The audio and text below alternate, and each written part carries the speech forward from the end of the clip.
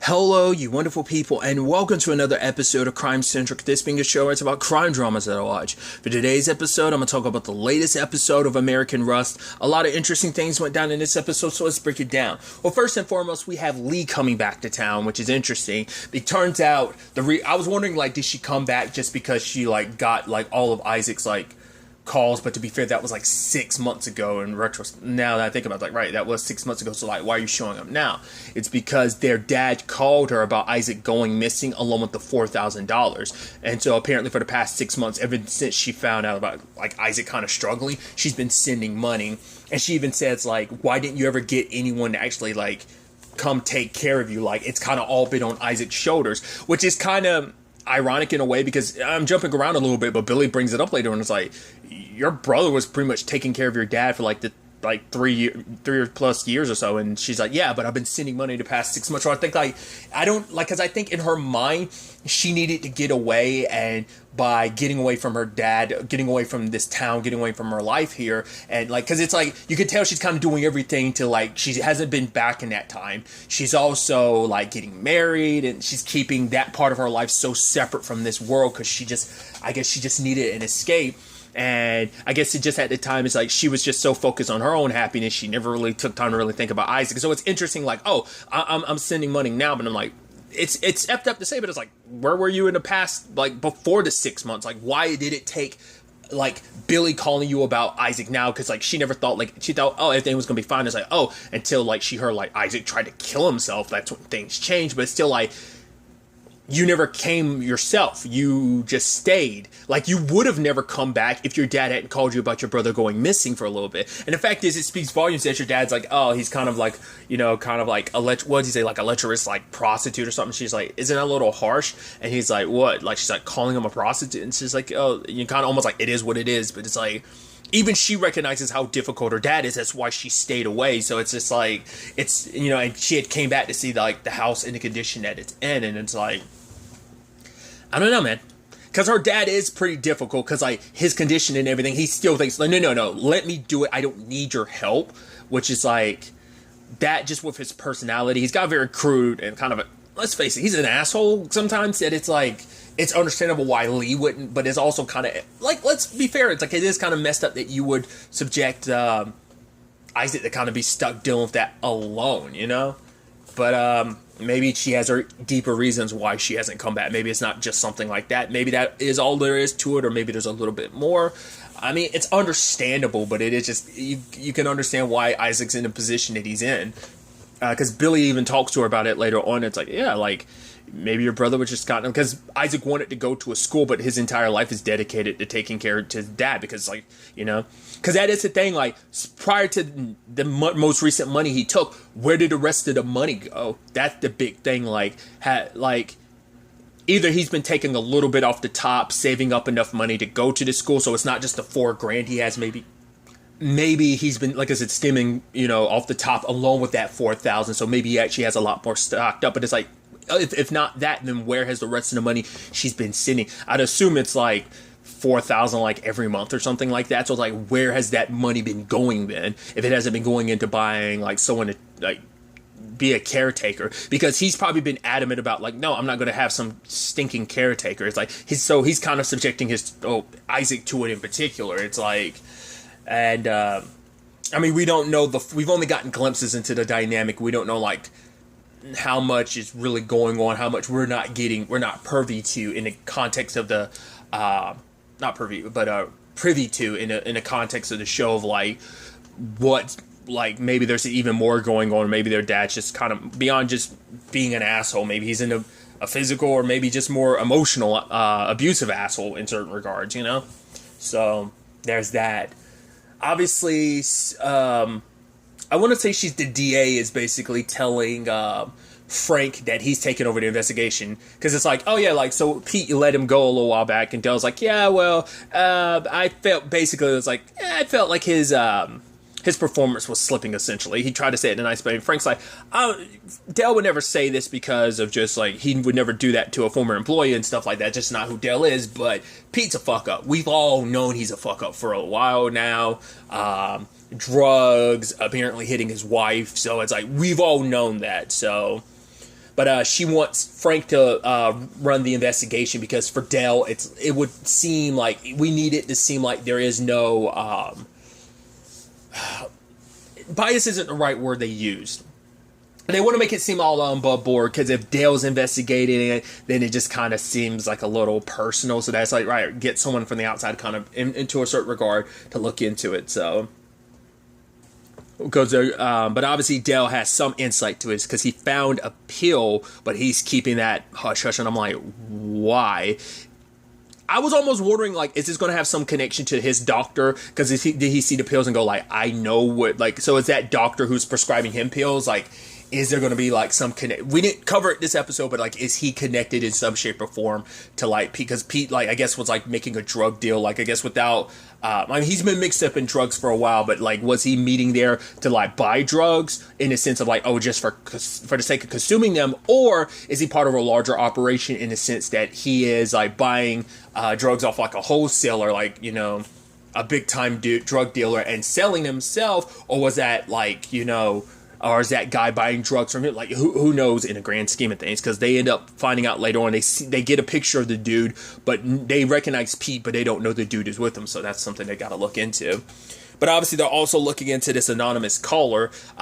Luckily for whoever it was, whether it was Billy or whether it was Isaac, because it had to be one of them, the camera to, like, that store where that is not faced in the phone. So, like, whoever it was able to just to call up at the time and back away. Luckily, one of them didn't immediately go into the store. That's a good thing, because they must have known about the camera situation to know not to, like even head towards the store. It's like use a payphone and bail. So that has to be considered. But it's like, right, at this time, like, we know it had to be either Billy or Isaac. We're just not sure which one. And at the end of the day, we also don't know which one actually did the deed. It seems like it could be Billy because of the wound, but I'm assuming, like, things went sideways, and I think Isaac killed him to protect Billy.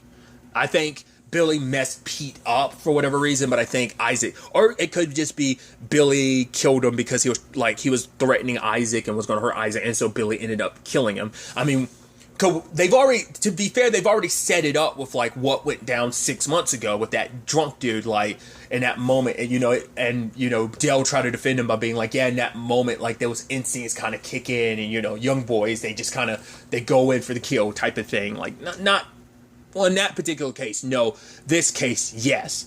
Because your adrenaline starts running, and you're in, like, fight mode.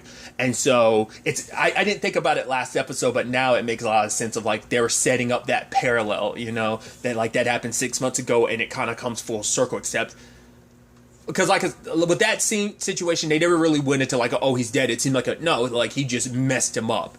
So that's why Billy got what he got, like probation and stuff like that. But, well, with Dale's help. But this situation, it was like a no-holds-barred, like I said. So whether it was out of self-preservation, whether it was him protecting Isaac, whatever the case may be, things went super, super, super sideways. So that's kind of something interesting to think about. I think this is such an interesting episode, too, with the episode's title being what it is. It's like Happy Returns. And the whole part of the episode is about not saying Happy Returns, because you can say that during, like, birthdays and, like, celebrations, but not like a wedding, because apparently it brings bad luck. So maybe that's what that's supposed to be on some level of just kind of like, oh yeah, like all this, like, because the moment you wish someone happy returns, like, maybe the argument could be that because Virgil did in some cosmic way, like, it's overthinking it. It's just me, like, I'm not saying like on some cosmic level it happened, but it's ironic and interesting. The fact is that it does work like that it's like things don't, it almost seems like it's kind of setting up the fact this ain't gonna have a happy ending. I think this is gonna be one of those shows that has like a very like bleak or depressing ending. I'm not saying that because I've read up anything. I've never read the novel that this is based on. I just get the feeling with just what the nature of the show, I'm like, this ain't gonna have no happy ending. There, whatever the ending is gonna be, we'll have to wait and see, but I just thought it was interesting. Like, it is kind of like this happy celebration of like Jimbo and Katie's wedding. It's a really nice party. Obviously, Billy ends up running into Lee there because she obviously brings her dad. It's a nice celebration. And obviously Grace has a reservation about Billy being around Lee because it's like, right, I don't want you to get hurt again. Which the irony, like, it's the irony lost on her on some level, because it's like, despite everything, it's like you keep getting mixed up with Virgil, because it's like, oh, you guys are kind of done, but it's like it's still there on some level. Like, who knows, like, after that 6 months ago, like, how long that lasted before it's just kind of like, she's back to being like, help us pay the mortgage, and like, because he's like, oh, I'm with Shoni, and I did some things with her, like, I can try them on you, and the fact is he's like so okay with that. It's like, oh, don't worry, I use a condom with everyone except for you. She's like, no, you still need to get tested. And it's just like, that's such a crazy weird dynamic. Like, Billy's home life's got to be, I mean, who knows the grand insight of, like, once again, we're only getting like this snapshot into their lives, like this, like that 6 months ago to present day. We're getting such a slice of life in this regard. It's always interesting storytelling when you never really get the background insight into certain things, but I'm like,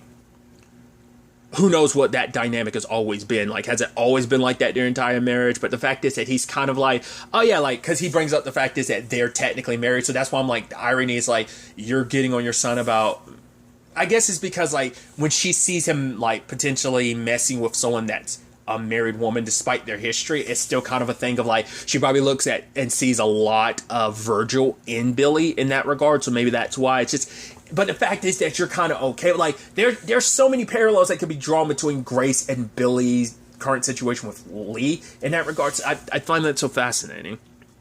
I think it also speaks volumes that Alejandro called and she ignored his call. Like, who knows how many, like, whether that was the first time or what.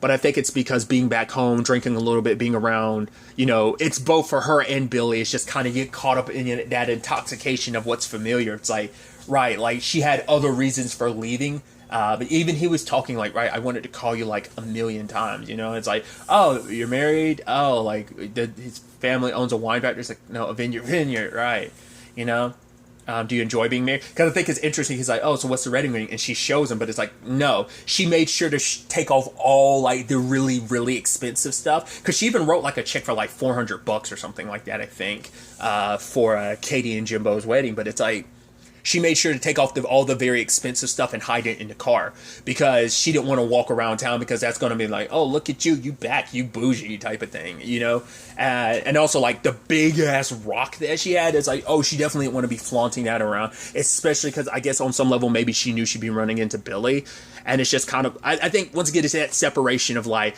I want to just separate the different lives, my life there in New York versus my life here back at home. So I just think that's so fascinating on so many different levels.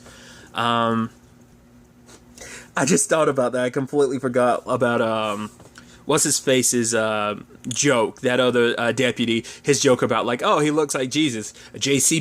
Penney Jesus, and then Dell looks at him. He's like, from Pennsylvania. That just kind of popped in my mind. I was like, I love that dude a lot. Like, he just adds that little, like, humor here and there. I like that. But regardless, interestingly enough, Isaac actually shows up, outside, and, like, Billy being like, no, you need to get out of town. He's like, we should actually go to Dell, like, for help. And he's like, no, that's a bad idea. Which is, like, weird for him to say, considering Dell is covering for you. It's like, because I don't know if Dell's been able to go back to get the jacket. I don't think he has been able to. I didn't notice this last episode until the recap at the beginning, because there were smudges on his fingers. If you look at the jacket, his fingerprints are on the jacket now because of that. So it's like, okay. I didn't notice that last episode because they showed the jacket and I thought they were just showing like, oh, it's hitting him. I didn't pay attention to the recap of like, no, his fingerprints are on it now. So that means that's going to come back to bite him. But like, Dale found Billy at the crime scene because Billy was coming back to kind of inspect things. It's like, damn, there's cops everywhere. And he's like, oh, you look. He's like, oh yeah, I was just jogging, get back into shape. It's like, okay.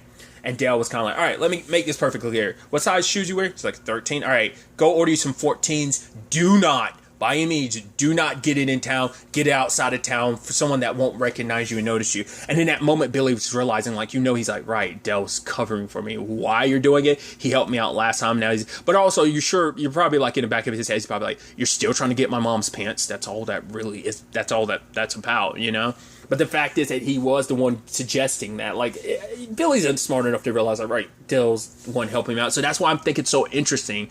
But I guess it's like, right, him knowing at least I was there, if Isaac gets involved, that could complicate things. At the very least, Dale knows I was there, or at least believes I was there. He doesn't have any, other than the jacket, he doesn't have any proof. But being like, oh, because even Dale was like, oh, so what's your probation situation? And he's like, yeah, like yesterday it was up. I just got to see my probation officer later this week to kind of finalize everything. But it's like, Isaac being there could complicate things. So it's like, let's not tell him our side of things. Because obviously it's like, he's shaking and everything because he's like, what we did, what happened is crazy. So, but Billy's telling him to get out of town and at least call your damn sister. Like, she's worried sick about you.